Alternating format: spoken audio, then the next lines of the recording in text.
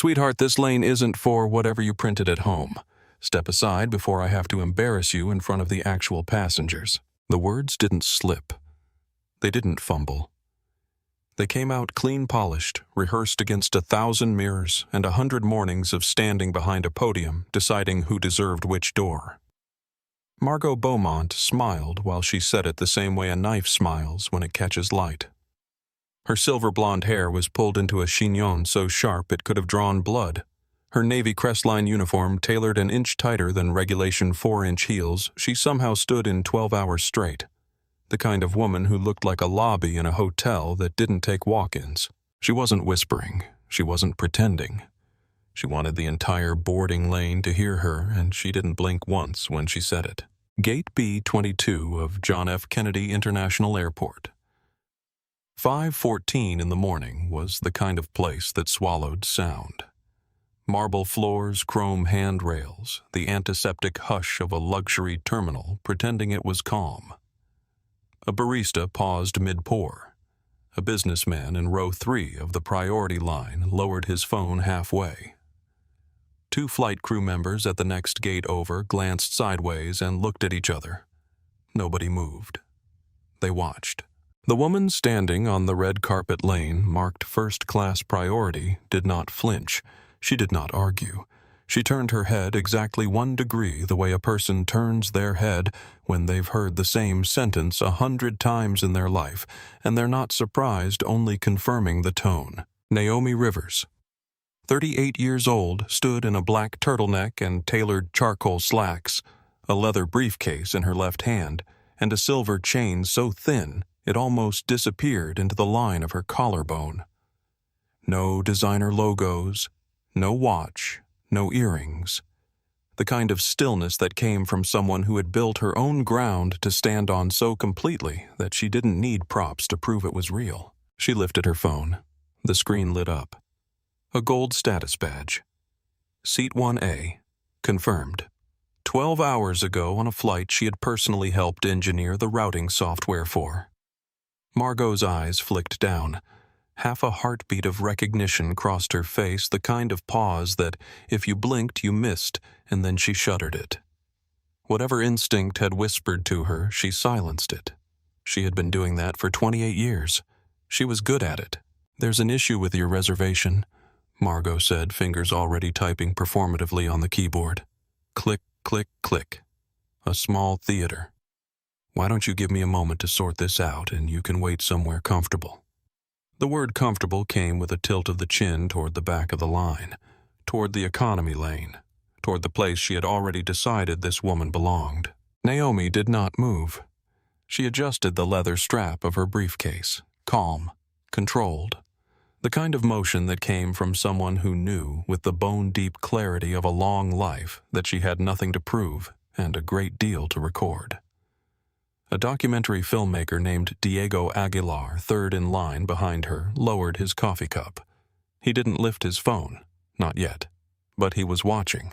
What Margot didn't know, what nobody in that pre-dawn terminal knew, except the woman she had just dismissed, was that in less than 9 hours, the black woman she had told to step aside would dismantle her 28-year career, freeze a $4.2 billion contract, and rewrite the policy manual of the entire airline she had spent her life working for, without raising her voice, not once. Before we step into how this story unfolded, before you see what Naomi did, what Margot didn't see coming, and what a 67-year-old retired schoolteacher named Eleanor did at 35,000 feet that I haven't been able to stop thinking about, I want to ask you something.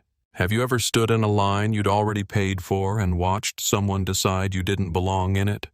Have you ever handed over an ID, a ticket, a reservation, and felt the way the person on the other side of the counter looked at you? Change before they even read it. If you have, drop your city in the comments. I want to know where you're watching from, because what happened at Gate B-22 that morning isn't a one-airport story. It's a Tuesday morning story. It's a Wednesday afternoon story. It's a story that happens in 100 small ways, in 100 small rooms every single day, and most of the time no one ever hears about it. Naomi Rivers heard about it. She'd been hearing about it her whole life. And on this morning at 5:14 a.m. on a Tuesday in early April, she finally decided to stop hearing it and start answering. If a moment like this has ever happened to you or someone you love, if you've ever swallowed something you wished you hadn't, please hit subscribe and stay with this story all the way to the end. Because the way Naomi answered isn't just satisfying. It's a blueprint. And by the end of this video, I want you to walk away with the one quiet question I think she leaves all of us with. Now let's rewind to how this morning actually began. It started in a brownstone in Brooklyn Heights at 4:02 in the morning. Naomi made her own coffee. She always did. Her assistant, Deborah, had offered dozens of times over the years to set up a delivery service, a preloaded pod machine, a butler who'd come in at 4:30 and have an espresso waiting on the counter. Naomi always declined. There was something about the press of the French press, the slow plunge of the metal mesh through hot water that her mother used to do. Yolanda Rivers had made coffee that way every single morning of her life, even on the mornings she only had 3 hours of sleep between hospital cleaning shifts. Naomi had inherited the gesture. She kept it because it kept her. She kissed the framed photograph of her mother on the way out. Yolanda, in a 1991 floral blouse, holding a 6-year-old Naomi by the hand, both of them smiling at someone behind the camera. The frame lived on the entry table. Naomi touched the corner of it the way some people touched a doorpost. The town car waited at the curb. The driver was a Hispanic man named Manuel, who had driven her for 6 years and 3 months. He opened the back door. "Big morning, Ms. Rivers." "Big morning, Manuel," she said. She slid in. The leather was cold. "Big lesson either way." He glanced at her in the rear view as he pulled away from the curb. "Lesson for who don't know yet," she said, and looked out the window at a Brooklyn that hadn't quite woken up. "Depends on who's teaching." The trip was supposed to be straightforward. London. A $4.2 billion logistics integration deal with a hedge fund called Vanguard Bridge Capital, a deal that Howard Ainsworth, the CEO of Crestline Airways, had been working on for 8 months. Crestline depended on it. Without the integration, the airline's regional cargo expansion plan collapsed. With it, they survived, maybe even grew. Naomi was the technology partner. She had been since 2019. Her company, Rivers Logics, had built the routing software, River Logic's core that ran every gate computer, every cargo manifest, every weight balance calculation across Crestline's 412 aircraft fleet. Without River Logic's core, Crestline didn't fly. The airline's own employees mostly didn't know who built it. The software ran in the background like the wiring inside the walls of a house. Naomi liked it that way. She had spent 17 years building Rivers Logics from a folding table office in Queens into the spine of an industry, and the part of it she liked best was the invisibility. The work was loud. The builder didn't have to be. The town car turned onto the BlackCEO. The skyline glittered to the left like something a child had made out of glass. She thought, as she always did before a long flight, about her mother. Yolanda had died 9 years ago at 58 of an aneurysm she didn't know she had. Naomi had been 30 when it happened. She had built half of Rivers Logic since. Her mother had never seen the office in Midtown, never seen the staff of 400, never seen the morning Naomi rang the closing bell at the New York Stock Exchange. Naomi had stood on the Bell platform that day in a gray pantsuit and worn the silver chain her mother had given her at 6 years old, the one she still wore now, the one that lay flat against her collarbone under her turtleneck. She touched it through the fabric. Just once, then folded her hands in her lap. The town car pulled up to JFK at 4:51 a.m. Manuel walked her to the curb. "Safe flight, Ms. Rivers." "Always," she said. And she meant the version of always that had taught her how to be ready for anything. She walked into Terminal 4 alone, no assistant, no entourage. She had never traveled with one. She liked the way the world treated her when it didn't know who she was. It was, she had said once in a rare interview, the only honest mirror an executive ever got. The terminal at 5 in the morning was a strange thing. Marble and chrome and the antiseptic hush of a place pretending to be calm while 1,000 small panics moved underneath. Coffee machines hissed. A baby cried somewhere 2 gates down. A custodian pushed a slow buffer in lazy figure eights across the polished floor. A woman in a designer trench coat was on the phone hissing at someone about a missed connection. Normal sounds. Ordinary morning. Gate B22 was the second one on the left. Naomi walked toward it without rushing. The first thing she registered was the woman behind the priority podium. Margot Beaumont looked the way certain hotel lobbies looked beautiful in a way that wasn't built for warmth.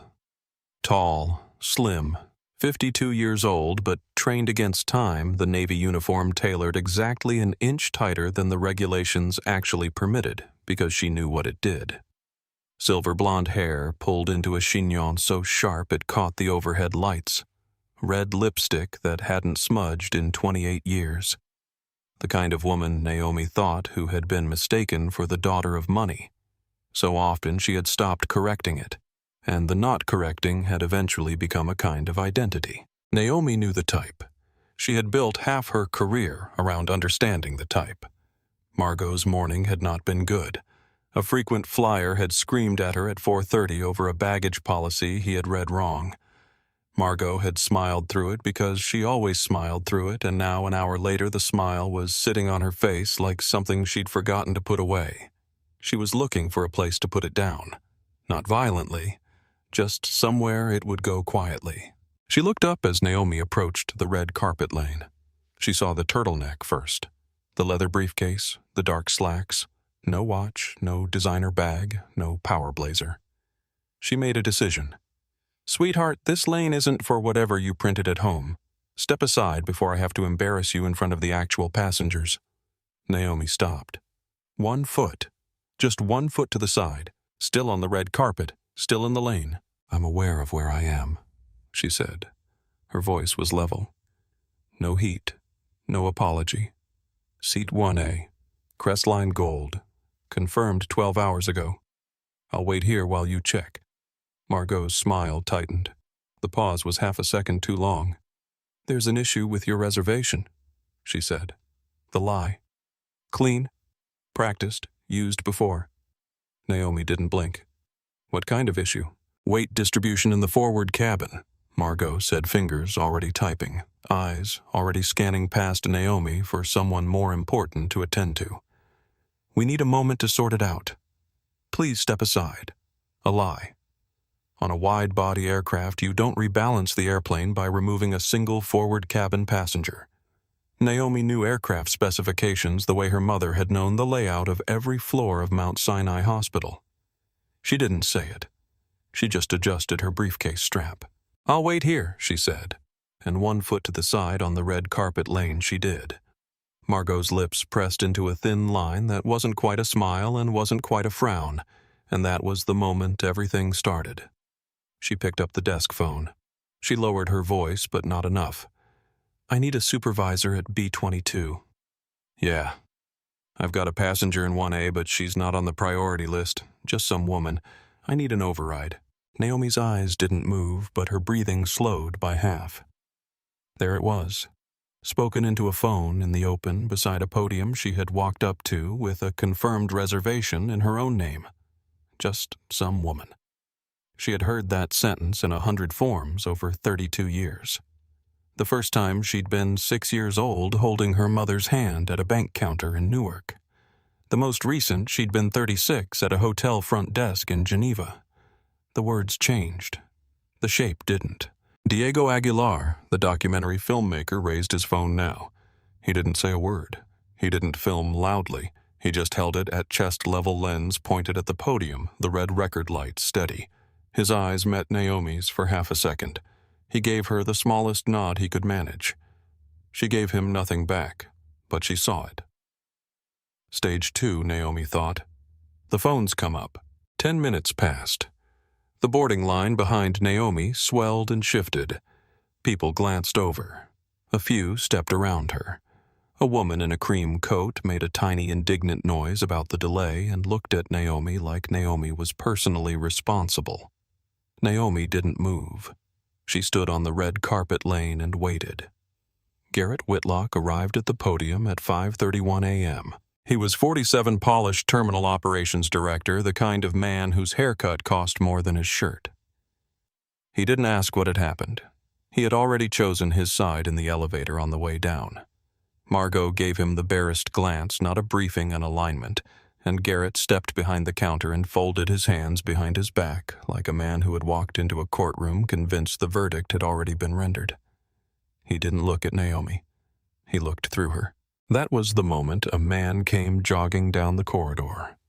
Mid-40s navy suit, sweat at the collar, designer watch, leather briefcase swinging. He was breathing hard. He had clearly been running. Margot. He arrived at the podium with his hand on his chest. Margot, please tell me you can fix this. I need to be on this flight. London. Investor meeting.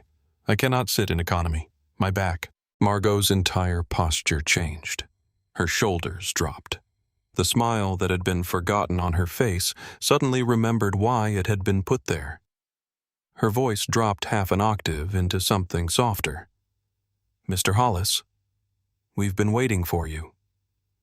The printer behind the podium whirred to life. A new boarding pass slid out premium stock, the kind that felt expensive between two fingers.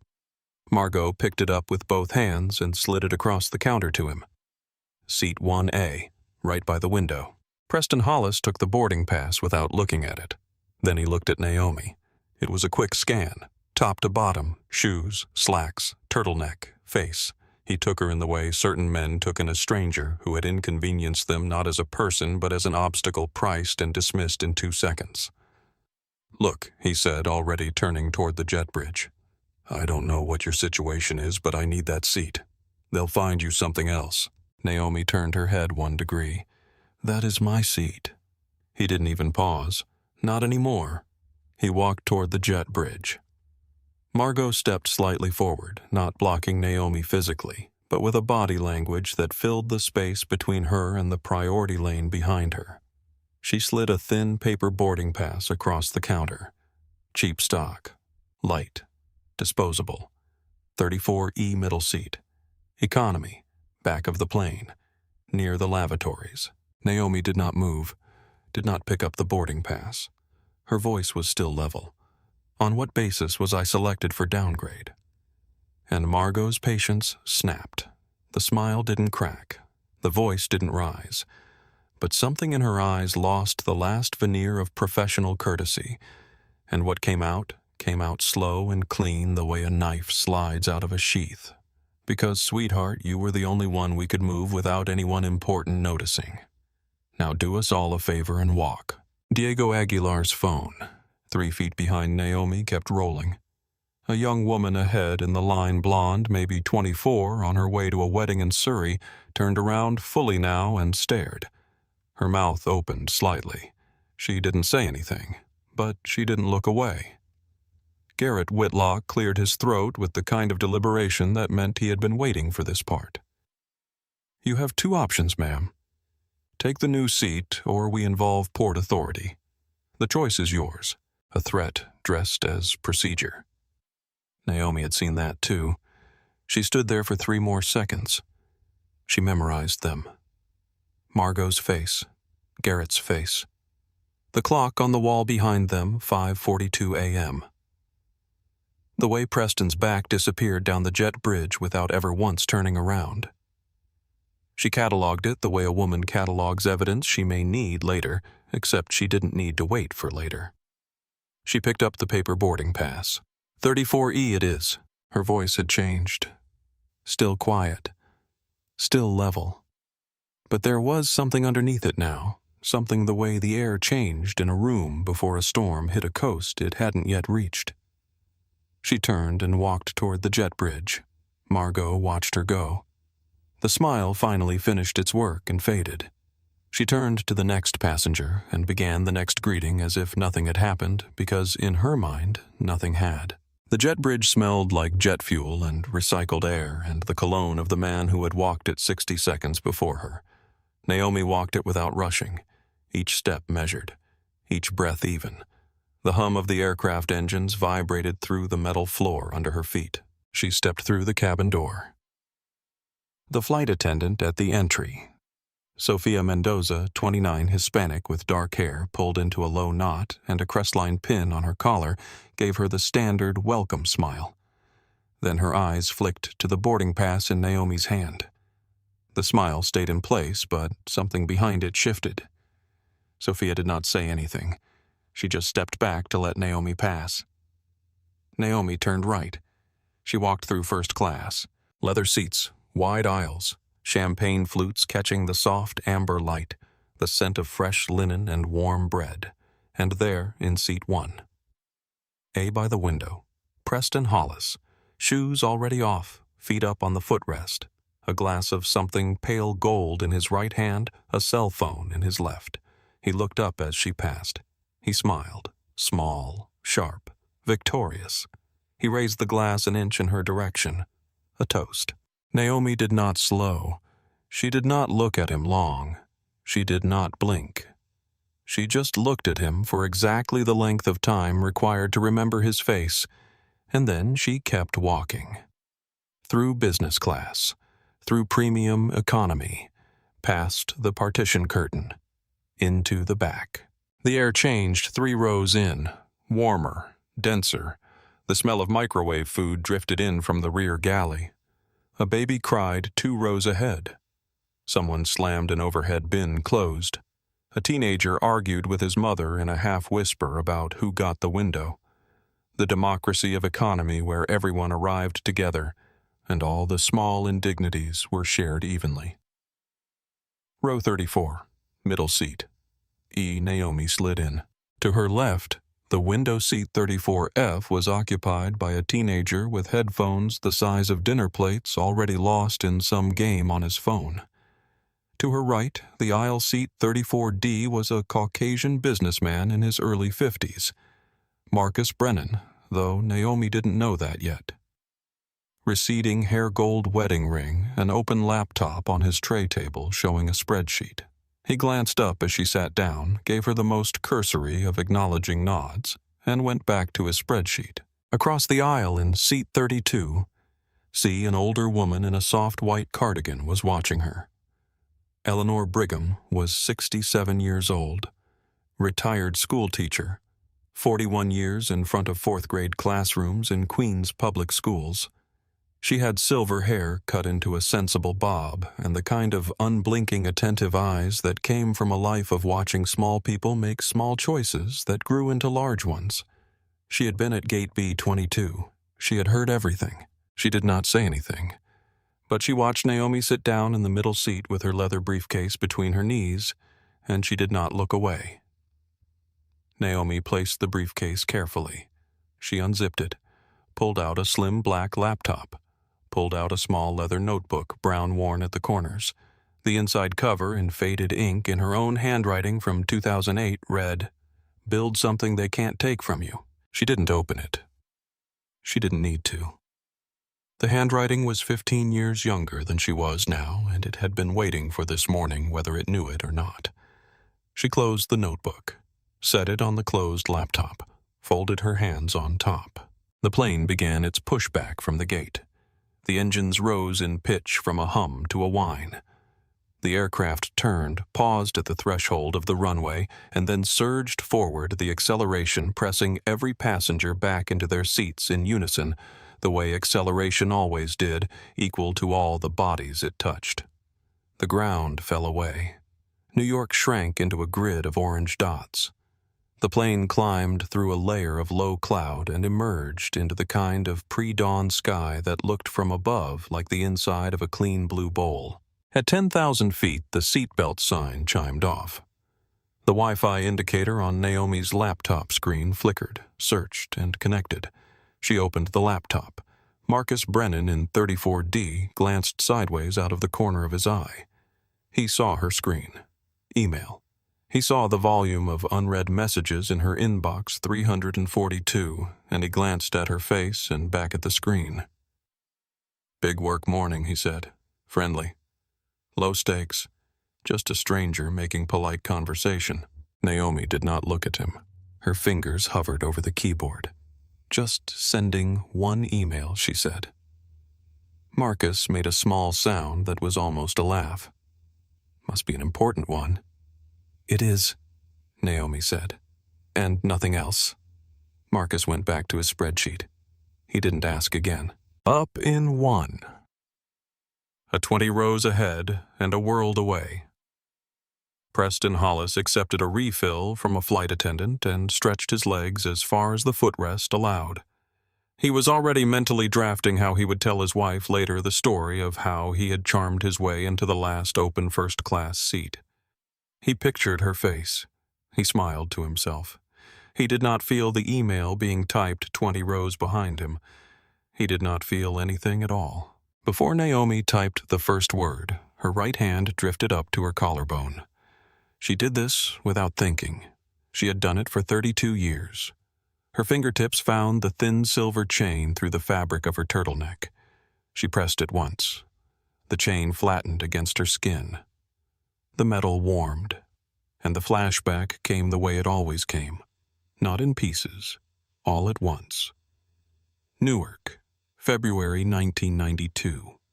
She was 6 years old. Her mother, Yolanda Rivers, a 34-year-old hospital cleaner working 2 shifts at Newark. Beth Israel held her hand at the long oak counter of First Federal Savings and Loan on Halsey Street. Yolanda had on her blue cleaning uniform. She had come straight from the night shift. The uniform smelled like industrial bleach and the orange peel hand cream Yolanda kept in her locker. Her hand around Naomi's was rough at the knuckles and warm in the palm. Yolanda had been saving for 14 months. $1,847 in cash kept in a sandwich bag at the back of the freezer behind the frozen peas. She wanted to open a savings account for Naomi.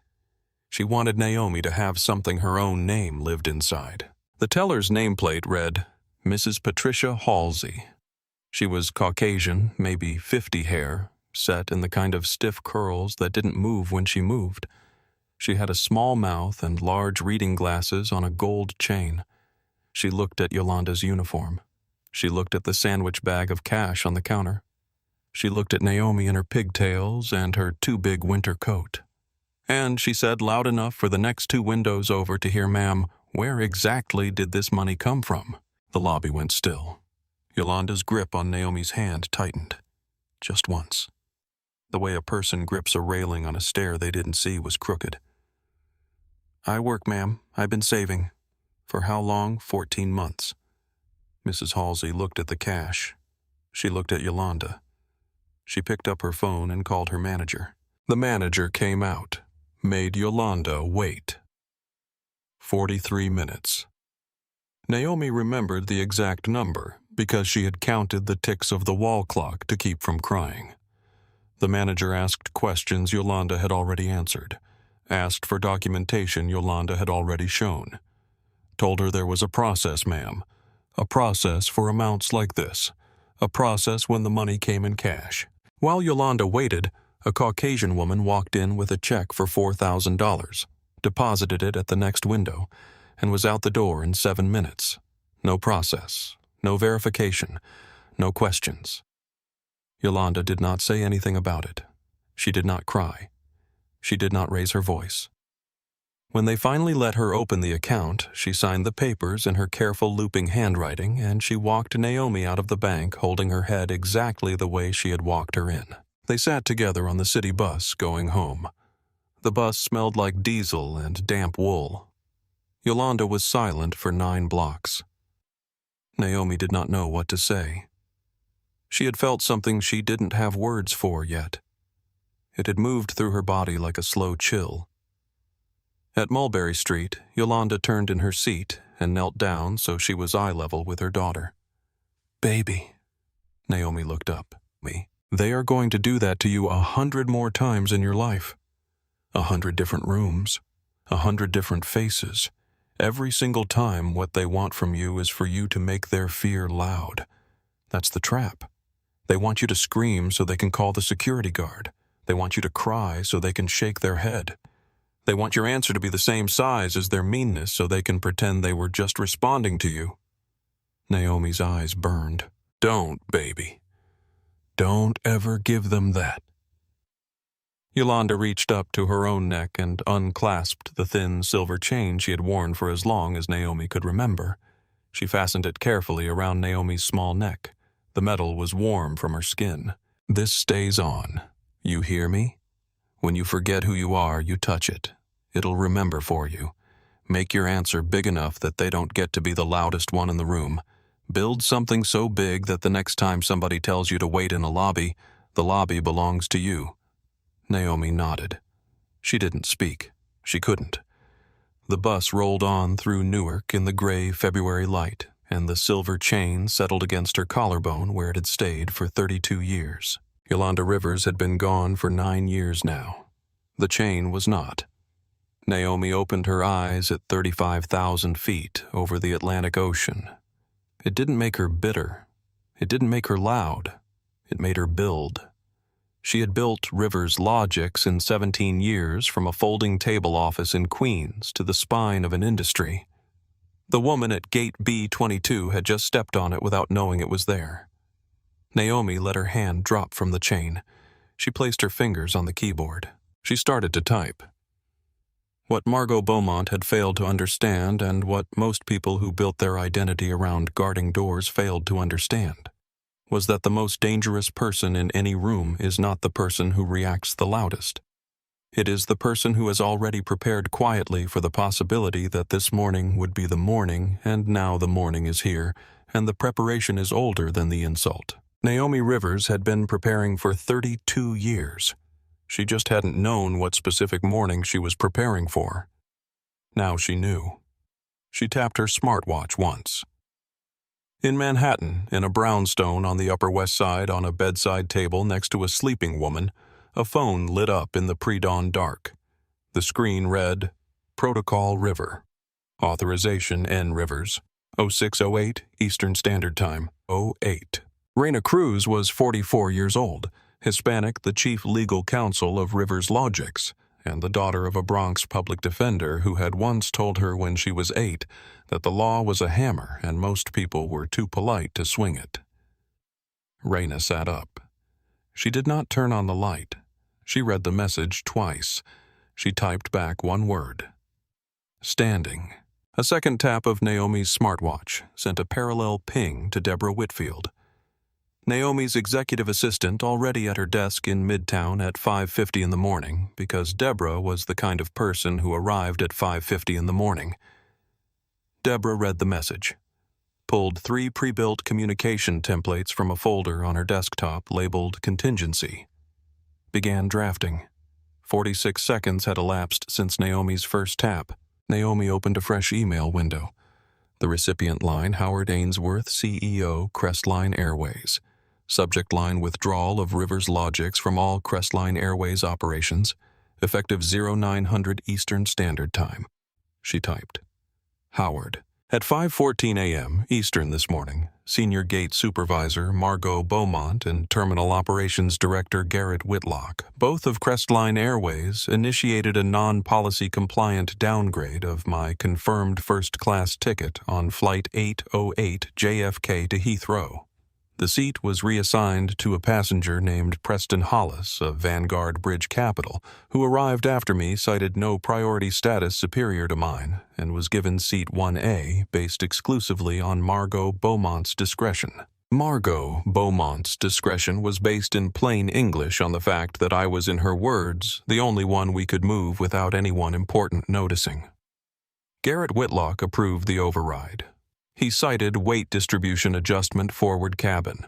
This is not a category of override that exists on a wide-body aircraft, as you and I both know, and as the override log will confirm under any external review. I was given 2 choices: take seat 34E or be removed by Port Authority. I took 34E. I am writing this from it. Howard, you have had 8 months to demonstrate the culture of the airline you asked me to invest in. This morning, Margot Beaumont demonstrated it for you in 90 seconds. Effective 900 Eastern Standard Time today, Rivers Logics is withdrawing all non-emergency operational support to Crestline Airways. Emergency and passenger safety operations remain online. I am not going to put your passengers at risk to make a point. The Vanguard Bridge integration is on indefinite hold pending a full external review of every gate-side downgrade decision Crestline has made in the past 5 years. Power doesn't argue, Howard. It waits, and then it moves. Naomi. She read it once, slowly, each line, each word. She did not soften anything. She did not sharpen anything. She read it the way a surgeon reads a chart looking for the thing that was there, not the thing she wanted to be there. She opened a second window. To Raina Cruz. Subject initiate. Raina frees the Vanguard Bridge integration. Open breach of contract proceedings against Crestline. Pull non-emergency Riverlogic's core access at OH 900 Eastern Standard Time. Keep emergency and safety operations live. Document everything from 5:14 Eastern Standard Time onward at Gate B-22. There is a passenger named Diego Aguilar in row 22 of this flight who has video. Make sure he has counsel and protection if he wants it. He does not work for me. He does not need to be told what to film. He is already filming. She read that one once, too. She added one final line. This is the morning, Raina. She sent both emails 2 seconds apart at 6:12 a.m. Eastern. The encrypted packets left her laptop at 35,000 feet climbed via satellite, dropped into a private server bank in Virginia, bounced through a relay in New Jersey, and arrived in Howard Ainsworth's inbox in his Lakeshore Drive apartment in Chicago at 6:12 a.m. and 41 seconds Eastern Time at Gate B-22 of JFK Terminal 4. Margot. Beaumont smoothed a stray strand of silver blonde hair back into her chignon, smiled at a frequent flyer she actually liked, and said good morning. She had no idea. In Seat 1A of Crestline Flight 808. Preston Hollis accepted a third refill and closed his eyes, and let the leather seat hold him. He had no idea. In Seat 34, E20 rows behind him, Naomi closed her laptop halfway, just halfway. She watched. Howard Ainsworth was 61 years old, Caucasian on his second marriage, and in the middle of straightening his tie in front of his bathroom mirror when his phone vibrated on the marble counter beside him. He had been in a good mood. He had finished a yoga session at 5:15, made himself an espresso, and was looking forward to a 9 a.m. meeting in which the Vanguard Bridge capital integration deal, 8 months in the making, $4.2 billion. The deal that would carry Crestline Airways into the next decade was supposed to enter its final phase. The good mood lasted 11 seconds. He read the subject line. Frowned. The frown deepened. He read the body. Slower. By the time he reached the line, I was given 2 choices. Take seat 34E, or be removed by Port Authority. I took 34E. I am writing this from it. He had stopped breathing for a measurable interval. By the time he reached the line, power doesn't argue, Howard. It waits, and then it moves. His hand was no longer holding the phone with confidence. It was holding it the way a man holds something that has just become evidence. He sat down on the edge of the bathtub. He read the email a third time. He picked up the phone. He called Karen, his executive assistant, on her direct line. Karen answered on the first ring because Karen had been answering on the first ring at 5:30 in the morning for 14 years. Howard. Karen. War Room. Now. Operations Legal PRHR. The regional VPs for the Eastern Hubs. I want everyone on a conference line in 14 minutes. And get me the manifest for Flight 808 out of JFK this morning. And get me whoever was on duty at Gate B-22 between 5 and 6 a.m. Eastern. A pause. Howard. What happened? I just downgraded the wrong woman, Karen. That's what happened. He hung up. He sat on the edge of the bathtub for another 20 seconds. Then he stood up, walked into his closet, took off the tie he had just finished tying, and put on a different one. The first one had been blue. The second one was black. He didn't know why he made the switch. He just made it. By 6:31 a.m. Eastern, 12 people were on the conference line. Howard didn't sit at the head of his dining table the way he usually did for these calls. He stood. He paced. The Chicago skyline outside his floor-to-ceiling window was just beginning to soften from black into navy. "Tell me what happened at Gate B-22, he said. The operations director's voice came through the speaker, nervous. "Sir, we've pulled the override log. At 5:42 a.m., Eastern Senior Gate Supervisor Margot Beaumont initiated a downgrade of the passenger in Seat 1A. The override was approved by Terminal Operations Director Garrett Whitlock. Reason logged was weight distribution adjustment forward cabin on a 777-300A long silence on the line. Yes, sir. That's not a thing. No, sir. It is not. Who was the passenger? A second silence. Then a woman from HR cleared her throat. Sir, Ms. Naomi Rivers, founder and CEO of Rivers Logics, strategic technology partner, net worth approximately $11.2 billion. Crestline Airways has been integrated with River Logic's core since 2019. Without River Logic's core, sir, we don't fly. We can't fly. The software runs every gate, every cargo manifest, every weight balance calculation across all 412 aircraft. The conference line went quiet. The silence stretched long enough that Howard could hear the hum of the building's HVAC through his speakerphone. I see, Howard said. Sir, she's also informed us in writing that she is withdrawing non-emergency operational support effective 9 a.m. Eastern this morning. That's 2.5 hours from now. The Vanguard Bridge integration is frozen. The legal director spoke for the first time. His voice was the voice of a man who had read the email twice and had calculated in the privacy of his own head the survival horizon of the company he worked for. Howard, we have exposure. If this goes external, and it is already external because there's a passenger video we are looking at, federal civil rights claims the FA. A, opening a docket on bias practices and a Vanguard Bridge withdrawal that could cascade into a credit downgrade by close of business. We have less than 3 hours. Howard closed his eyes. Get me Margot Beaumont's personnel file. Get me the gate footage. And someone get me a way to contact Ms. Rivers directly. Now. He composed his first reply to Naomi in the 8 minutes it took his communications director to draft it. He revised it twice. He hated every version. He sent it anyway. Ms. Rivers, we have been made aware of a deeply troubling incident at Gate B-22 this morning. There is no excuse for what occurred. I am writing personally to ask for the opportunity to make this right in whatever form you would deem appropriate. Please allow my team to meet you on the ground at Heathrow. Howard. Naomi read it at 35,000 feet somewhere over Newfoundland. She read it twice.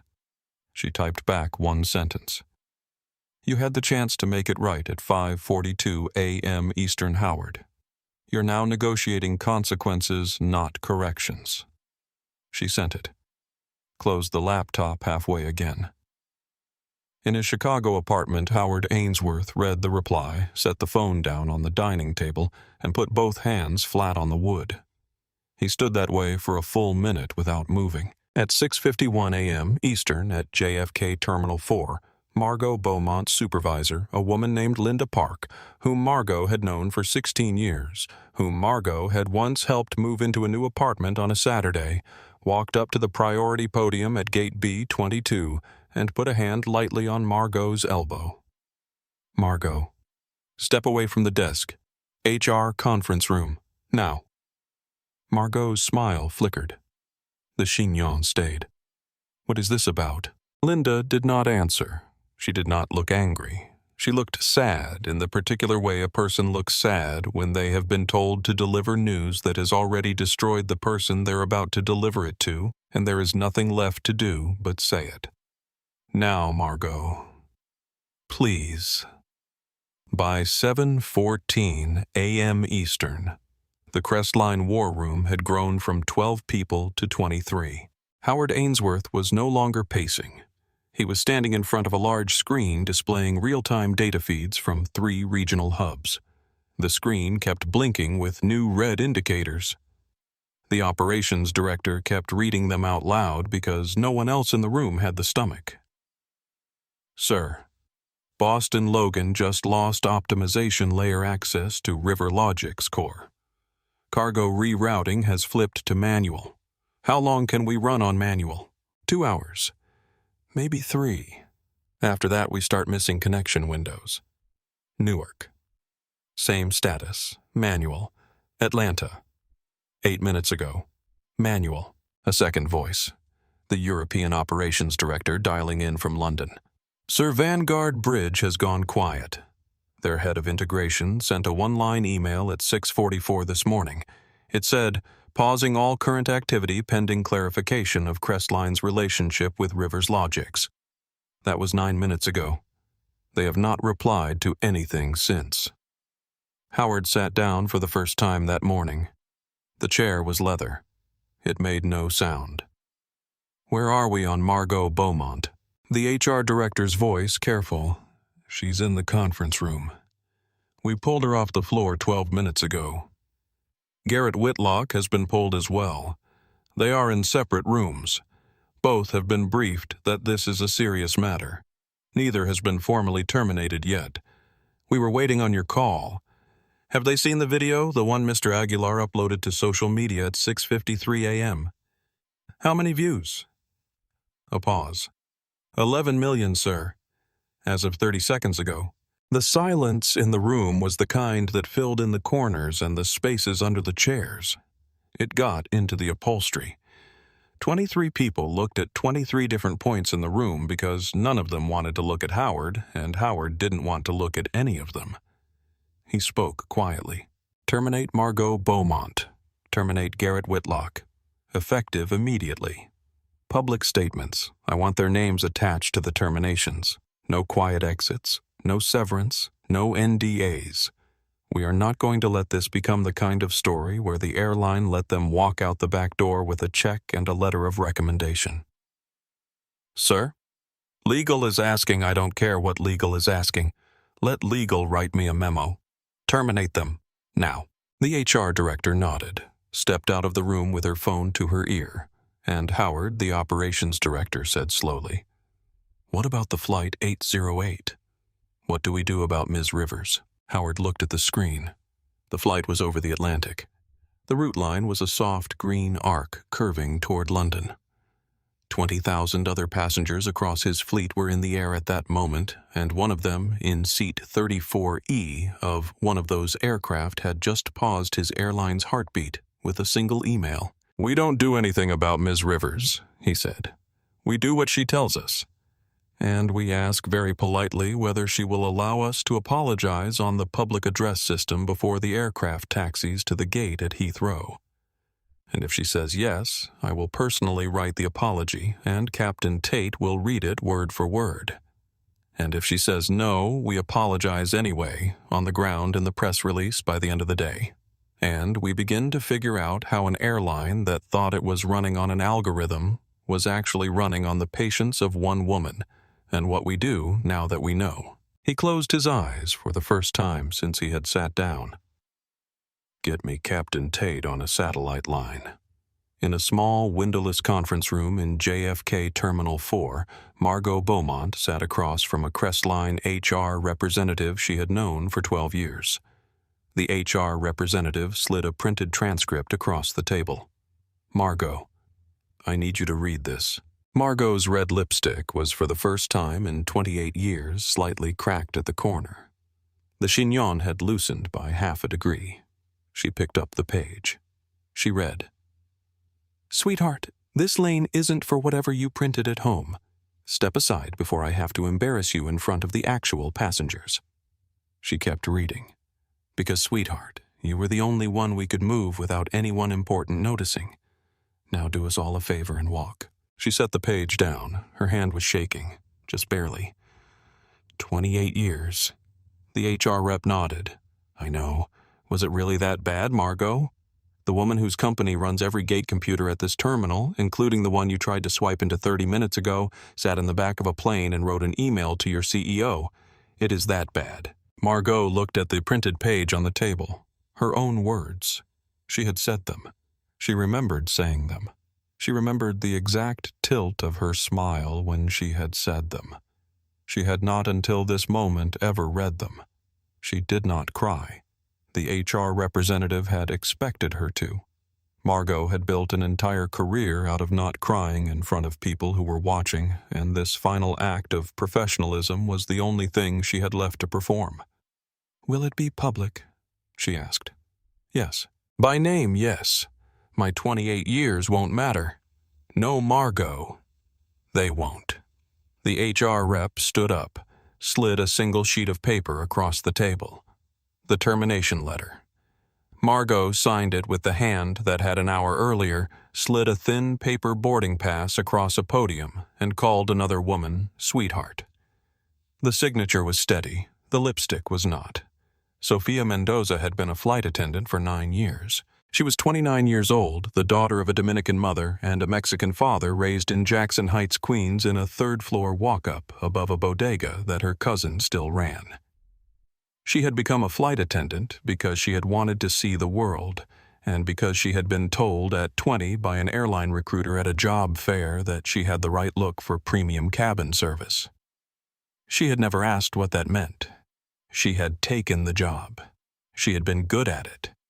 She had been very, very good at not asking what things meant for 9 years.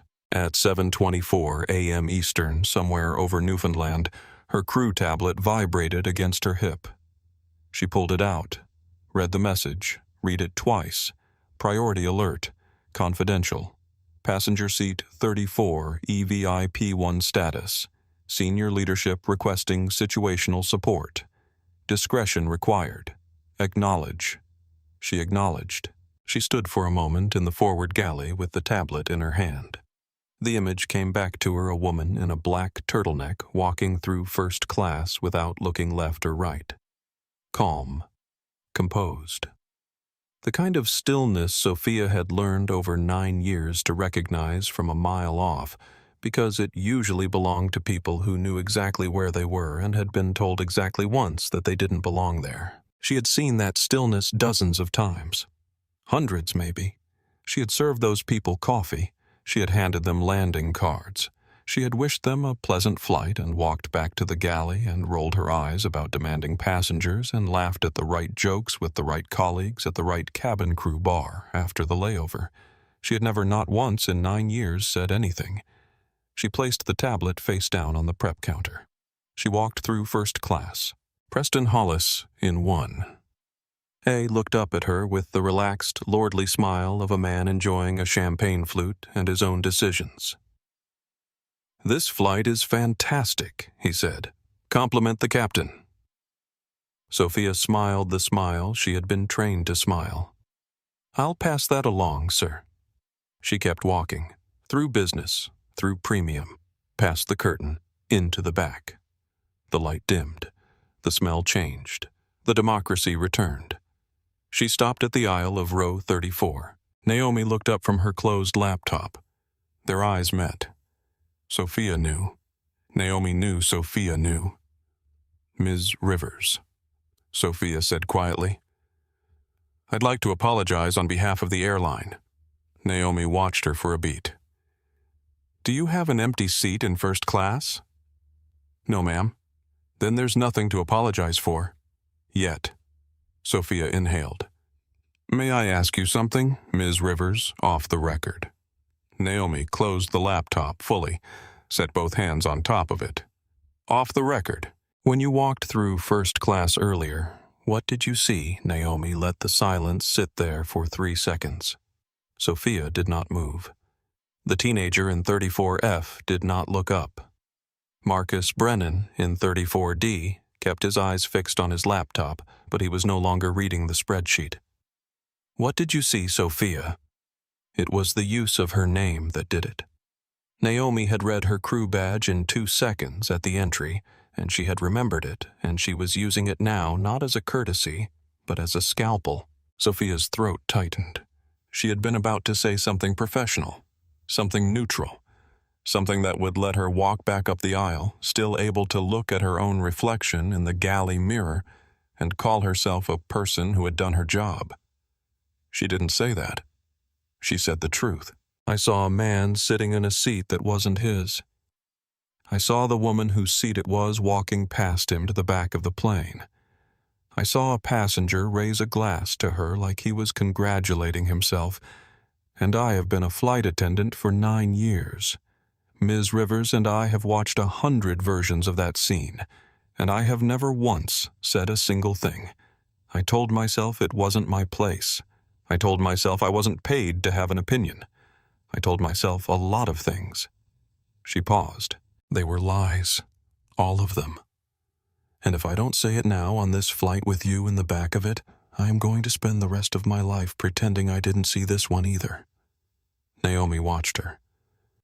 Why are you telling me because? Sophia's voice cracked. She steadied it. Because I think you already knew I was going to. And I'd rather be the kind of person you already knew was going to than the kind I've been for 9 years. A long silence. Naomi nodded. Once. Then today is the day you stop pretending. Sophia did not cry. She nodded back. She turned to walk back up the aisle. At the curtain she paused. Ms. Rivers. Yes. Is the passenger in 1A aware of what's happening now? Would you like him to be? Naomi tilted her head slightly. The closest thing to a smile she had let near her face all morning crossed it for half a second. Not yet. Let him enjoy the seat. He paid for it. A pause. In ways he doesn't know yet. Sophia walked through the curtain. Across the aisle in seat 32C, Eleanor Brigham leaned forward slightly. Her white cardigan caught the cabin light. She had been listening to every word of the conversation Sophia and Naomi had just had, and she had not pretended otherwise. Young Lady Eleanor said softly to Naomi. Naomi turned her head. I taught school for 41 years, 4th grade, public schools in Queens. I have seen every kind of injustice a child can absorb. I have seen what it does to them at 6, at 7, at 9. I have watched 100 children get told in 100 small ways that they didn't belong in the room they were already standing in. And I want to tell you something because I think you already know it, but it is worth hearing from a stranger. Naomi waited. What you did at that gate, standing 1 foot to the side instead of leaving that, is the cleanest act of dignity I have ever watched in person. I taught small children for 4 decades, and I have never seen a grown woman do it as well as you did this morning. Whatever you do next, Ms. Rivers, please, do it with your whole chest. Naomi did not say anything for a long moment. Her right hand drifted up to her collarbone. Her fingertips found the silver chain through the turtleneck. She pressed it once. Thank you, ma'am, she said. The smile reached her eyes this time. Small, real. My mother would have liked you. Eleanor smiled back. I would have liked her. In seat 1, a Preston Hollis's phone buzzed. He glanced at it, scrolled. The first message was from his immediate supervisor, a senior partner at Vanguard Bridge named Whit Connolly. The message read, Where are you? Preston typed back. On the plane, Heathrow ETA, 9:45, Greenwich Mean Time. Why? The reply came in 14 seconds. Did you take a first-class seat assigned to a Rivers Logics executive this morning? Preston blinked. Read it again. He looked up the aisle. He looked back at his phone. There was a mix-up at the gate. Margot handled it. Why? The reply came in 3 seconds. Call me, now. Preston excused himself from the cabin attendant who was offering him a hot towel and stood up to walk to the lavatory at the front of first class. He shut the door. He sat on the closed lid. He dialed. Whit answered on the first ring. His voice was the voice of a man whose entire morning had been a fire. Preston, tell me what happened at the gate. There was a Margot said there was a weight balance thing. The gate agent. I came in late. The seat opened up. She gave it to me. What is going on, Preston? Do you know who Naomi Rivers is? Some businesswoman. I don't know. The pause on the other end of the line was the kind of pause a man makes when he is deciding in real time whether the person he is talking to is still worth saving. Preston. She is the founder and CEO of Rivers Logics. Rivers Logics is a privately held technology company headquartered in Manhattan. Net worth of the founder is approximately $11.2 billion. Rivers Logics is the company we have been negotiating with for 8 months on the integration deal that was supposed to close on this trip. Your trip. The deal you were flying to London to support the closing meeting on. $4.2 billion. The deal Vanguard Bridge has been telling its limited partners since September is the cornerstone of the next fiscal year. A silence. Whit Preston. The deal is frozen. As of 40 minutes ago, because of a seat. Your seat. Preston could not feel his hands. He looked down at them. They were sitting on his knees. He registered them as objects. How do you know it was? Because Naomi Rivers wrote a 30-line email to the CEO of Crestline Airways an hour ago, and she named you in it Preston. By name. Preston Hollis, Vanguard Bridge, Capital. She named the gate. She named the time. She quoted what the supervisor said. The video from the gate has 11 million views. Your face is in it. You raised a champagne flute to her, Preston. You toasted her. There is video of you toasting her. Preston tried to breathe. The breath wouldn't come the right way. What? What do I do? You sit there. You don't move. And you hope that by the time you land you still have a job to come back to, which honestly, Preston, I am telling you man to man right now, you do not. The line went dead. Preston sat in the lavatory for 2 more minutes. He looked at himself in the small mirror above the sink. His tie was loose. His collar was sweaty. His face looked for the first time in the 41 years he had been alive like the face of a man who had taken something that wasn't his and had been visible while he was doing it. His phone buzzed again. An email this time. He opened it. Vanguard Bridge, capital notice of suspension of access. Effective immediately.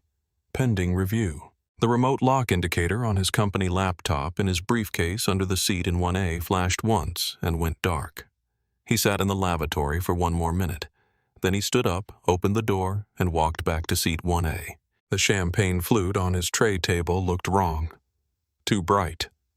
He did not pick it up. He sat down. He did not put his shoes back on. He did not lean back. He did not touch the drink. He sat upright with his hands folded in his lap and stared at the seat back in front of him and did not move. The flight attendant who had been serving him drifted past. "Anything else, Mr. Hollis?" "No," he said. His voice had changed. It was small. The flight attendant noticed and didn't notice and moved on. After 10 minutes, he could not sit still any longer. He stood. He stepped into the aisle. He did not know where he was going. He knew where he was going. He walked through business class, through premium, past the curtain. People looked at him. A few of them noticed the way he was walking, the slow, untethered walk of a man who had recently lost something that hadn't shown up on any balance sheet yet. He reached the back of the plane. He stopped at the entrance to economy. Sophia Mendoza was already there. She had been waiting. "Sir," she said, "return to your seat. I just need to apologize." Sophia looked at him for a moment. Not unkindly. Carefully. "Sir, what are you going to say to her?" Preston opened his mouth, closed it, opened it again. He didn't have anything. "I don't know." "Then sit down, sir." Sophia's voice was low and clear. Apologies that aren't ready aren't apologies. They're confessions of fear, and she doesn't need yours. Preston nodded slowly. He turned. He walked back through the curtain. He sat down in 1A. He did not move again for the rest of the flight. Across from Naomi, Marcus Brennan, who had been pretending to read his spreadsheet for 40 minutes, finally closed his laptop. He turned to Naomi. "I don't know who you are, ma'am, But somebody just lost everything in first class and you didn't even look up. That is not a normal Tuesday morning. Naomi looked at him for the first time properly. He had a kind face. He looked tired in the way most 50-year-old men in middle seats looked tired. "It is actually," she said. "It just usually isn't visible." Marcus thought about that for a long time. He didn't say anything for the rest of the flight either, but his hand stayed off his keyboard, and every now and then he glanced at her with the look of a man recalibrating something he had thought until 30 minutes ago that he understood. At 7:46 a.m. Eastern, the printer in the cockpit chattered. Captain Harold Tate was 58, salt and pepper hair, 29 years with Crestline, the kind of pilot who had landed an aircraft in a snowstorm in Anchorage in 2007 and never told anyone because he hadn't thought it worth mentioning. He picked up the strip of paper. He read it. He read it again. He handed it to his first officer. "Get Sophia." 2 minutes later, Sophia Mendoza was standing in the cockpit doorway. Tate handed her the strip without a word. She read it. Her shoulders, which had been carrying a private weight for 40 minutes, settled by half a degree. Not with relief. With understanding. "Ms. Rivers," she said. "Ms. Rivers Tate confirmed." "I'm going back there." "Sir, you don't have to. I'm going back there." He stood up from the captain's chair. He buttoned his uniform jacket. He stepped out into the forward galley. A captain does not leave the cockpit mid-flight unless something matters. Every flight attendant in the galley registered this. The two in business saw him pass and said nothing. The two in economy saw him cross the curtain and stopped what they were doing. He walked the aisle, slowly, deliberately. His eyes did not move side to side. He knew where he was going. He passed 1A. Preston Hollis looked up. Their eyes met for half a second. Tate did not slow. Preston shrank. Tate kept walking. Through business, premium, past the curtain, down through economy. Heads turned. People felt it before they understood it. Row 34. Tate stopped in the aisle. He removed his cap. "Ms. Rivers, I'm Captain Harold Tate. I'm the pilot of this aircraft. I'd like to apologize personally for what occurred this morning before this flight." Naomi looked up at him. "Captain," she said, "I appreciate your coming back here. I want to be clear, your gate staff did this, not your cabin crew, and not you. I don't want any pilot in this airline thinking they're personally responsible for a decision they were not part of." "Ma'am?" Tate's voice was steady. "I have been a pilot for 31 years. I have never once walked back to economy mid-flight to apologize to a passenger. I'm doing it today because if I don't, my daughter is going to ask me why when she's old enough to read about this, and I don't have an answer for her that I could live with." A pause. "Captain? You have a daughter too, 11 and 14. My wife and I adopted them when they were toddlers. They are black." Naomi looked at him. She looked at him for a long time. Her right hand drifted up. Her fingertips found the silver chain through the turtleneck. She pressed it once. She let her hand drop. "Then go back to the cockpit, Captain, and fly your aircraft. We will handle the rest of this on the ground." Tate inclined his head once. He put his cap back on. He turned to walk back up the aisle. As he passed row 22, an elderly Caucasian woman leaned across the aisle to her husband and whispered not quite as quietly as she meant to. "That's Naomi Rivers." The Naomi Rivers, from the cover of Forbes last spring. She built the routing software the entire airline runs on. Her husband. Who Naomi Rivers? 11 billion. Rivers Logics. They just put her in the back of the plane. The whisper traveled. The way whispers do on aircraft. From row 22 to row 24. From 24 to 26. By the time it crossed the curtain into premium economy, 3 different passengers were typing her name into Google on their phones. By the time Tate reached the front, the entire cabin was murmuring. In row 34, Marcus Brennan slowly turned to Naomi. "Your weight. You're Naomi Rivers." "Yes, ma'am." Marcus closed the laptop on his tray. I'm sorry I called this just an email morning. Naomi looked at him. The smile reached her eyes again. Real. Small. Most mornings are just emails, Mr. Brennan. Marcus Brennan, Mr. Brennan. Most mornings are just emails. Some mornings the emails matter. He nodded. He didn't know what to say. He didn't try. In 32C, Eleanor Brigham was watching the murmur travel through the cabin like a wave. She watched the way phones came up, the way a young Hispanic woman 3 rows ahead leaned into the aisle to look back at row 34, the way an older man in business cleared his throat and tried to see over the curtain. Eleanor closed her eyes for 2 seconds. 41 years of watching small people decide what kind of large people they were going to grow into. She opened them. She unbuckled her seatbelt. She stood up. "Excuse me."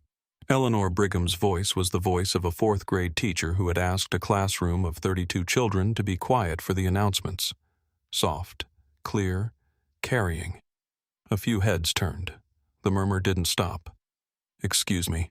I want to say something to this entire cabin." The murmur stopped. 212 people plus crew plus the soft hum of the engines plus the rattle of a beverage cart. Somebody had paused mid-roll. Eleanor stood with one hand on the seat back in front of her. Her cardigan was the color of fresh cream. Her silver hair was cut into a sensible bob. Her glasses were on a chain around her neck. She did not look like a woman who was about to do anything. She did it anyway. At Gate B-22 this morning at 5:42 a.m. Eastern Time, I watched the gate supervisor of Crestline Airways downgrade the woman currently sitting in seat 34E from her paid first-class seat to give that seat to a man who arrived after her, complained about his back, and didn't earn it. I was in the boarding lane.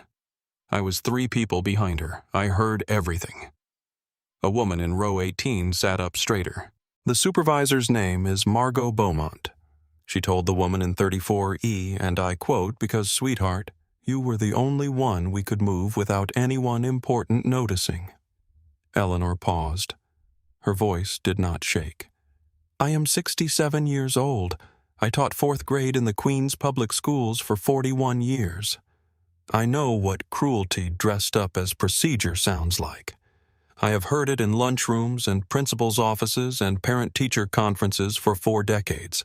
And I am telling all of you, I watched it happen at that gate, and I did nothing. I told myself it wasn't my place. I told myself she'd be fine. I told myself it wasn't my fight." Her voice tightened. She did not let it crack. "I was wrong. It was my fight. It was every single one of our fights. And I am standing here at 35,000 feet asking every person in this cabin who saw what I saw, and I know there were others to speak now. Or carry it home with you forever." The cabin was silent. Then 3 rows ahead of Naomi in 31D, Diego Aguilar stood up. I filmed it. He held up his phone. The whole thing. From the moment Margot Beaumont said, "Sweetheart, this lane isn't for whatever you printed at home." I have it. All of it. I uploaded the first clip from the airport Wi-Fi at 6:53 this morning. It has 11 million views. This is... He looked around the cabin, the camera in his other hand, still rolling. This is not a private incident anymore. This is a Tuesday morning country in a video, and the woman at the center of it is sitting 4 rows behind me. A young woman in 26B stood up next. Caucasian, mid-20s freckles. I was second in line. I saw it. I should have said something. I'm sorry, ma'am." A man in business class pushed the curtain aside and walked back into economy. He stopped at row 28.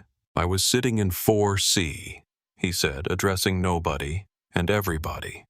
I saw her walk through first. I noticed. I didn't do anything. I thought that is odd. And then I asked the flight attendant for a refill of coffee, and I didn't think about it again. I am asking myself right now what kind of person does that." Marcus Brennan stood up next to Naomi. The loudest voice, yet the voice of a 50-year-old businessman who had not realized until 12 minutes ago that he had been sitting next to history. I sat next to her for 2 hours, and I didn't ask her name. I'm asking now. Ms. Rivers, what would you like all of us to do? Naomi finally stood up. The aisle around her cleared. Nobody asked anybody to move. Nobody had to. She did not raise her voice. She did not speak loudly. The cabin had become so quiet that she didn't need to. You're already doing it. You're refusing to be the silent ones. That's the part I needed. A pause. The rest is paperwork. She sat back down. A beat. Then someone nobody could later say who began to clap, slowly, once, twice, and then it spread the way, fire spreads in tall grass from row to row until every single passenger in the economy cabin was clapping. Premium economy joined. Business class joined. First class, every seat except 1A joined. In 1A, Preston Hollis sat with his hands folded in his lap and did not move. The applause lasted for 19 seconds. Eleanor Brigham sat back down. She folded her hands in her lap. She closed her eyes for a moment. 41 years, she said quietly to no one, to herself. 41 years, and I waited until I was 67 to do that. Across the aisle, Naomi reached over without looking and found Eleanor's hand. She held it for 3 seconds. Just 3 seconds. Then she let go. The plane flew on. At 9:47 a.m. London time, the wheels of Crestline Flight 808 touched down on runway 27R at Heathrow. The aircraft slowed, turned taxied. The cabin was for the first time on a Crestline transatlantic flight in living memory, completely silent. No phones, no conversations. No one stood up for the overhead bins. The plane came to a stop at Gate 24. The seatbelt sign chimed off. Captain Harold Tate's voice came over the intercom. It did not sound like a routine announcement. Ladies and gentlemen, before we deplane, I have been asked by Crestline Airways corporate leadership to read a statement. I am going to read it word for word because I think you deserve to hear it the way it was sent to me 48 minutes ago while we were still over the ocean. A pause. The sound of paper unfolding. At 5:42 a.m. Eastern Time today at Gate B-22 of John F. Kennedy International Airport, Senior Gate Supervisor Margot Beaumont and Terminal Operations Director Garrett Whitlock made the decision to remove a confirmed first-class passenger from her seat in violation of Crestline Airways policy and federal anti-discrimination guidelines. As of 41 minutes ago, Margot Beaumont's 28-year employment with Crestline Airways has been terminated. Garrett Whitlock's 17-year employment with Crestline Airways has been terminated. Both terminations are public, immediate, and final. A second pause. Crestline Airways Board of Directors has voted unanimously to launch a full external review of every gate-side downgrade decision made across our 412 aircraft over the past 5 years. We are doing this because we should have done it a decade ago. We are doing it now because Ms. Naomi Rivers, in seat 34E of this aircraft, gave us the chance and the embarrassment to finally do it. The cabin did not breathe. To Ms. Rivers, we are sorry. To every passenger on this aircraft who witnessed what should never have happened, we are sorry. To every passenger before today who had it happen and never received an apology, we are sorrier still. The pilot of this flight thanks you for your patience. We will deplane in a moment. May we be a better airline by the end of this day than we were when this morning began. Captain Tate clicked off the intercom. The silence held for a beat. Then Eleanor Brigham, 67 years old, retired schoolteacher, white cardigan, sensible bob, began quietly to clap. 1 pair of hands. Then 2. Then 30. Then the entire economy cabin, the entire premium cabin, the entire business cabin. In first class, every passenger except one stood up and clapped. In one, a Preston Hollis sat with his hands folded in his lap and did not look up. He did not move. He did not breathe loudly enough for anyone to hear. The applause lasted 34 seconds. When it ended, Naomi Rivers stood up from seat 34E. She closed her laptop. She placed her leather notebook on top of it. She placed both into her briefcase. She slid the briefcase strap onto her shoulder. She did not rush. She did not deplane first. She let everyone else stand up. She let the rows ahead of her empty out the way rows ahead of you always empty out, and she stood in the aisle and waited her turn, the way every other passenger in economy stood and waited. Eleanor Brigham beside her reached over once more and squeezed her hand. "Whatever you do next, Ms. Rivers, I know, ma'am. With your whole chest. With my whole chest." 6 time zones away in a small windowless conference room at JFK Terminal 4, Margot Beaumont signed the second page of the termination paperwork. She had spent the past 46 minutes in that room. The HR representative had been kind. Somebody had brought her a paper cup of water that she had not drunk. Margot's badge had been disabled 40 minutes ago. She had tried to swipe into the back office on autopilot and the badge had buzzed red. That was when she had begun to understand. Now, with the paperwork signed, the HR representative slid one final sheet across the table. "Margot, this is the press release. It will go out at the top of the hour. Your name is in it. We wanted you to see it before it became public." Margot read it. Her hand, which had been steady the whole morning until that moment, finally trembled. Just once. She set the page down. 22 minutes, she said. Yes. Diego Aguilar's video. Yes. How many views now? 41 million, Margot. As of 3 minutes ago. Margot looked at the paper cup of water on the table. She did not pick it up. "My daughter is going to see it." The HR representative said nothing. "My daughter is going to watch her mother say sweetheart to a black woman and tell her she didn't print her ticket at home. My daughter is going to watch that. She is going to watch it on the news tonight. She is going to watch it in school tomorrow. She is going to watch her mother's face on her own phone." The HR representative said very softly, "Yes." Margot Beaumont put her hands flat on the conference table. The chignon, which had loosened by 1/2 degree over the morning, finally gave way entirely. Strands of silver blonde fell around her face. The red lipstick had cracked at both corners. She did not cry. She just sat there with her hands flat on the table, looking at the paper cup of water, and saying very quietly, the way a person says it when there is no one in the room, "She is trying to convince anymore. I should have said good morning. I should have just said good morning." In a parallel office down the hall, Garrett Whitlock signed his own paperwork without speaking. He did not ask for a paper cup of water. He did not say anything at all.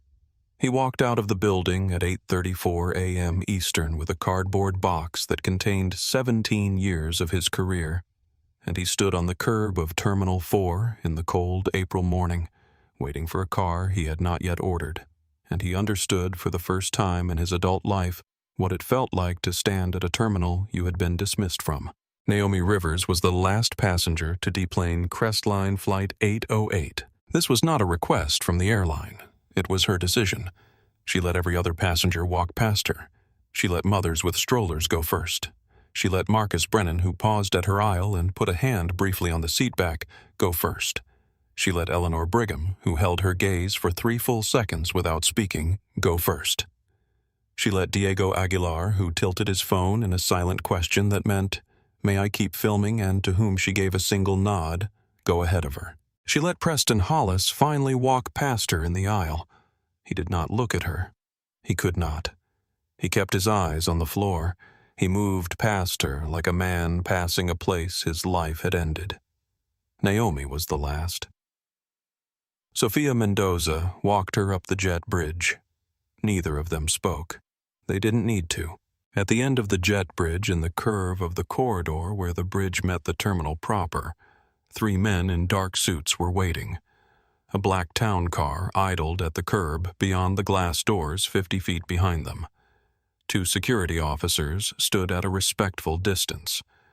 Behind the men in dark suits was a 4th man in a slightly less expensive suit holding a tablet. The lead man stepped forward as Naomi crossed the threshold. "Ms. Rivers, I'm Daniel Mercer. I'm the European Operations Director for Crestline Airways. I flew in overnight. Mr. Mercer, we would like to apologize. Officially, personally, we have a meeting room reserved. The CEO is on a video link from Chicago. We have prepared. Naomi raised one finger, not aggressively, just enough. Mr. Mercer, I appreciate the welcoming committee. I want to say 2 things to you, and then I'd like to get to my hotel and have a cup of coffee that I make myself. Daniel Mercer nodded. The nod of a man who had been preparing to deliver a script and had just been told there was no script. Of course. First, Margot Beaumont and Garrett Whitlock did not cause this. They are symptoms of it. The disease is a culture that lets a 52-year-old supervisor look at a black woman in a turtleneck and decide in 2 seconds that she didn't pay for her seat. That culture predates them by decades. They benefited from it. They didn't invent it. Firing them does not fix it. Firing them is the bare minimum. Anyone who tells you otherwise is selling you something. Daniel Mercer's mouth opened slightly. He did not speak. Second, I am not pulling Rivers' logics out of Crestline Airways. I considered it. I considered it for the entire flight. I decided against it during the descent. Pulling out is the easy answer. Pulling out punishes Crestline and walks away. The next Margot Beaumont at the next airline does the same thing tomorrow morning to a different black woman in a turtleneck. And she doesn't happen to own the routing software. She just gets dragged off a jet bridge and her daughter never finds out because the story never gets told. Naomi's voice was level, quiet, the way it had been all morning. I am not in the business of revenge, Mr. Mercer. I am in the business of building. If I pull out, I send a message that the only black women who get justice are the ones who happen to also own the company that runs the Gate computers. That's not a message I'm willing to send. So, we are going to stay. With conditions. Conditions. Crestline is going to be the laboratory. We are going to build something here that no airline in the world has. And when it works, and it is going to work, we are going to give it away for free to every airline on Earth that asks for it. Because the next woman this happens to does not need $1 billion to deserve being seen. Daniel Mercer breathed out slowly. Miss Rivers, what do you need from us? A conference room, coffee, and every gate supervisor manager from every Crestline hub on a video call by 3 p.m. London time. We are rewriting your training program today. The first draft. Together. Not your team writing it and showing it to me. We write it together. In the same room. Today. Today, Mr. Mercer. I've been waiting 32 years. Daniel Mercer looked at her for a moment. He had been at Crestline for 19 years. He had sat in many meetings. He had heard many executives say many things. Yes, ma'am. She walked past him. Diego Aguilar caught up. He held his phone discreetly at his side, now no longer recording. Sophia Mendoza had let him through. Ms. Rivers, may I keep filming? She paused, looked at him. What's your name? Diego Aguilar. What do you do, Diego? Documentary filmmaker. Independent? I was on my way home to London. Naomi considered him for a long moment. Then, come with me, Mr. Aguilar. If you're going to film something, film what we build. Not what they broke. Diego nodded. He fell into step beside her. He did not lift his phone. He just walked. She crossed the terminal toward the black car. Behind her, Daniel Mercer stood very still with his hand half raised like a man who had just watched a small piece of weather pass through and wasn't quite sure yet whether he had been changed by it. He had been. 6 weeks later, Margot Beaumont no longer worked in aviation. Diego Aguilar's video had been viewed 41 million times in its first week and 73 million by the end of the month. 2 morning shows had used her name in their thumbnails. The image of her in the fitted Navy uniform, lipstick perfect, telling a black woman to step aside before she embarrassed her in front of the actual passengers, became the still photograph that ran with every think piece for a month and a half. She took a job at a wholesale uniform supplier in northern New Jersey, working in a windowless back office filing purchase orders. She stopped wearing red lipstick. She wore her silver blonde hair down. When new employees were hired, she made a point of greeting each of them by name even when she didn't know them yet. A small, late daily penance she paid in a building where no one knew who she had been and where she had decided finally to stop being it. Garrett Whitlock fell quieter. He found a logistics coordinator role at a regional freight company in northern New Jersey in a cubicle without a window. He kept a folded printout of Naomi's email to Howard Ainsworth taped to the inside of his desk drawer, and he read it on mornings when he caught himself making fast assumptions about strangers. Preston Hollis was terminated by Vanguard Bridge Capital the day after the London meeting that did not happen. The integration deal collapsed. He moved back to Cincinnati and started over at a smaller firm, lower title, lower floor. He never spoke publicly about what had happened, but for the rest of his career, every time he boarded a flight, he stopped at the gate, looked the agent in the eye, and said thank you by name every time, no matter who they were. Sophia Mendoza was promoted within the year to Director of Cabin Culture for Crestline Airways, a role that did not exist before she helped invent it. Eleanor Brigham, the retired schoolteacher in seat 32C, received a personal handwritten letter from Naomi that she kept framed above her kitchen table until the day she died at 81. Diego Aguilar's documentary, 1 Foot to the Side. The Naomi Rivers story was released on a streaming platform 18 months later and won a Peabody Award for journalism. In every interview about it, Diego said the same thing: I didn't make her famous. I just had a phone in my hand the morning she decided enough was enough. 3 months after the JFK incident, Rivers Logics released a tool called Gatelight. It was free. It was open source. Any airline in the world could integrate it into their gate operations at no cost. Gatelight didn't stop downgrades. It simply made sure no downgrade could ever again be made invisibly. Every reassignment a gate agent made anywhere in the world generated a flagged record who was moved into their seat, what the stated reason was, and whether the demographic patterns of the displaced passenger over time matched a statistical fingerprint of bias. Naomi did not put her name on the announcement. The product page on the Rivers Logics website read simply, "Built by people who've been told they didn't belong, so it doesn't happen to anyone else." Within 6 months, 4 major U.S. airlines had voluntarily integrated Gatelight. Within a year, the FAA opened consultations on requiring real-time monitoring of all domestic gate reassignments. Within 18 months, 2 airlines fired a combined 19 gate supervisors based on patterns. Gatelight surfaced patterns that had been invisible for, in some cases, decades. Crestline Airways, now run by a successor CEO after Howard Ainsworth's quiet retirement, became the demonstration partner. Their director of cabin culture, a Hispanic woman named Sophia Mendoza, flew to every hub in the network and trained every gate supervisor in person, looking each one in the eye and telling them on the record what she had seen on a flight from JFK to Heathrow on a Tuesday morning in early April, and what she had decided that morning never to walk past again. At the press conference where Gatelight was launched, the only public statement Naomi ever made about the incident, she spoke for 98 seconds. I want to be clear about one thing. Gatelight does not exist because I was downgraded on a flight. Gatelight exists because for 38 years before that morning, I had been quietly sorting through 100 small versions of the same morning, and I had decided to swallow each one. The morning Margot Beaumont told me to step aside, I was not angrier than I had been on the other mornings. I was just done swallowing. That is the only difference between this morning and the others.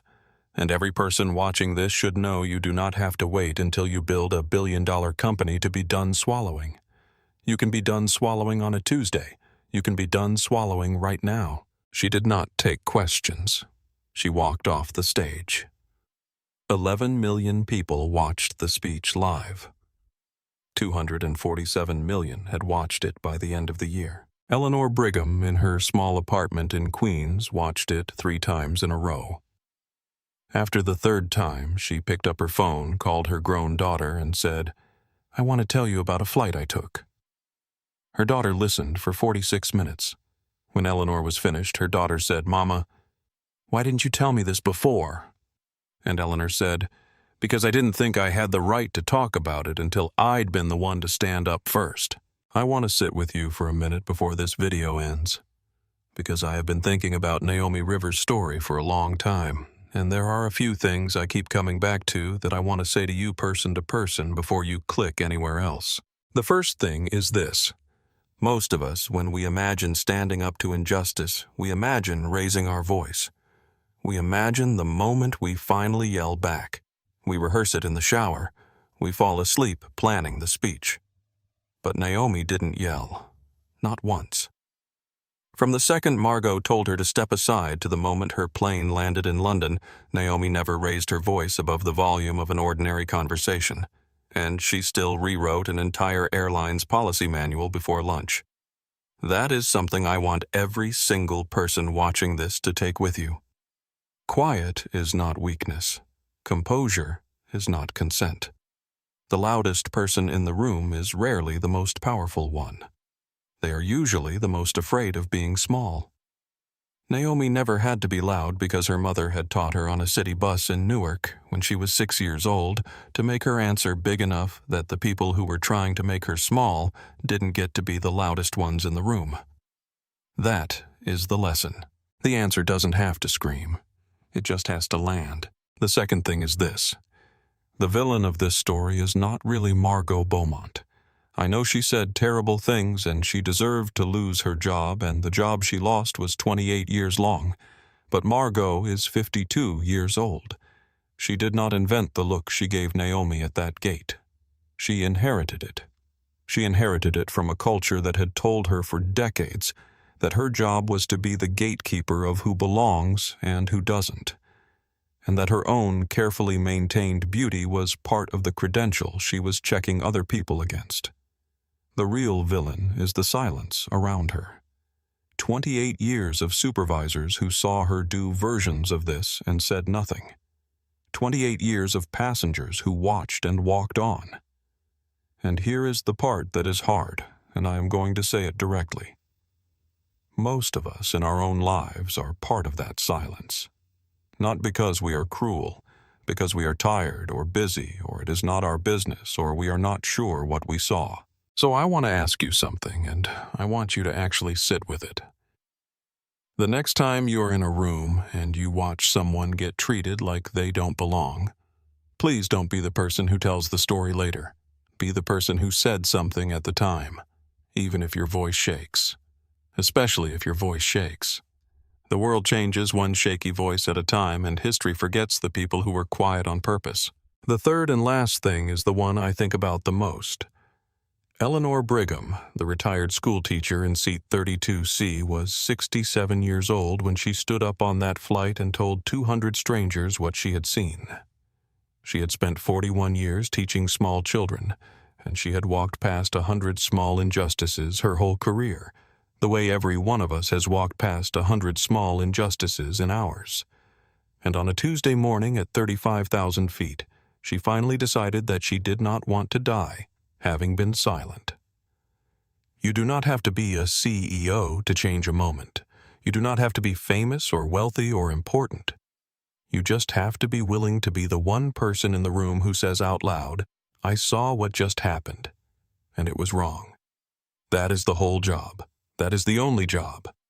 And Eleanor proved it at 67 years old on a Tuesday in April in a white cardigan with a voice that did not shake even though she had every right to let it.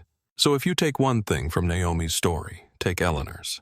Because Naomi's story tells you what is possible when you have built a life that cannot be ignored. Eleanor's story tells you what is possible right now in the life you already have, on the flight you are already on, in the room you are already standing in. If this story moved you, and I hope it did, don't just hit the like button and move on. Tell me in the comments about a moment you wish you had spoken up. Or a moment you did. I read every single one, truly. And if you want more stories like this, stories about ordinary people refusing to be silent in extraordinary moments, subscribe and stay with this channel. We are just getting started, and the next one is already on the way. Until then, look up, look around, and when it's your turn, please don't step aside.